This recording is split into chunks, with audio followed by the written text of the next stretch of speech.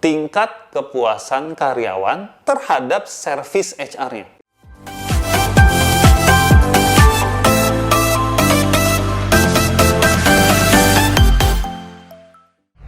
Halo semuanya, kembali lagi di Tanya KSM, kali ini di playlist Q&A. Masih melanjutkan KPI-nya orang HR. Karena banyak yang mengira bahwa HR itu tidak bisa diukur secara kuantitatif. Nah, itu salah. Saya akan buktikan. Wah. Oke, ada satu divisi di HR yang menurut orang-orang betul-betul tidak bisa diukur secara kuantitatif, yaitu adalah HR Payroll dan Operation, atau disebutnya juga biasanya People Services atau HR Services, ya pokoknya yang itulah ya. Nah, pekerjaan mereka itu kan biasanya adalah memastikan satu payroll-nya karyawan dibayarkan tepat waktu, tidak ada yang salah, tidak ada yang kurang, tidak ada yang lebih ya. Lalu mereka juga melayani kebutuhan karyawan. Kalau karyawan mau tanya soal policy A, policy B, mau menanyakan soal fasilitas kantor, fasilitas kesehatan, nah biasanya ini tim yang melayani karyawan-karyawan untuk mendapatkan hak dan juga benefitnya mereka. Nah, jadi untuk tim ini apa sih yang bisa dijadikan KPI-nya? Yang pertama adalah seberapa banyak kasus yang terjadi akibat kesalahan penggajian atau keterlambatan penggajian. Simpel dong ukurnya. Jadi dalam 1 tahun itu dihitung tuh. Kalau misalkan ada kasus yang karena kita salah gaji orang, kebanyakan, kekurangan, atau karena kita terlambat. Nah, itu bisa dihitung satu kejadian atau satu kasus. Targetnya berapa? Ya targetnya karena ini masalah gaji kan penting ya bos, masalah perut soalnya nih. Ya targetnya bisa aja 0. Jadi HR Payroll atau People Services-nya nggak boleh sama sekali ada kasus terkait dengan keterlambatan dan kesalahan gaji. Bisa saja targetnya 0 kasus. Oke? Jelas ya?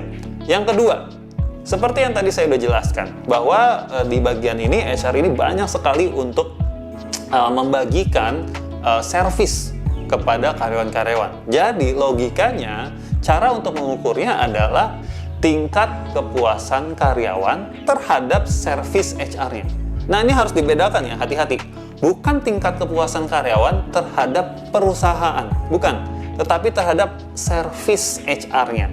Nah, ini membangun kuesionernya juga harus hati-hati. Ya, contoh yang ditanyakan adalah, menurut kamu seberapa baik respon dari tim HR, gitu ya? Jelas ya, dari tim HR, bukan dari bosnya.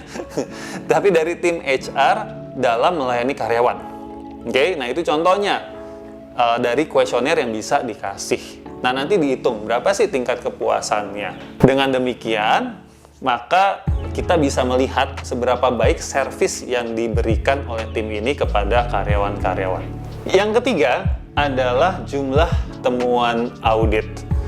Oke, ini mungkin agak tidak applicable untuk perusahaan UKM, tetapi untuk perusahaan yang memang sudah melakukan external audit atau internal audit, ini juga bisa dijadikan KPI. Kenapa sih internal audit? Karena di bagian ini pekerjaannya banyak sekali proses-proses yang harus diikuti dengan baik. Karena kalau enggak, resikonya bisa aja satu, menyalahi undang-undang, atau kedua bisa juga dituntut oleh karyawan dan sebagainya.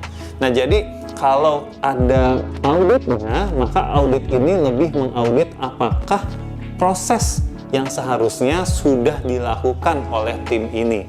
Contoh, apakah semua karyawan sudah memiliki kontrak kerja? Nah, itu kan tugasnya audit untuk ngecekin gitu, karena dalam prosesnya adalah karyawan baru harus menandatangani kontrak kerja. Nah, kalau ada temuan berarti ada operasional atau proses yang tidak dijalankan dengan seharusnya. Nah, ini bisa jadi alert buat tim People Services ini atau tim payroll ini.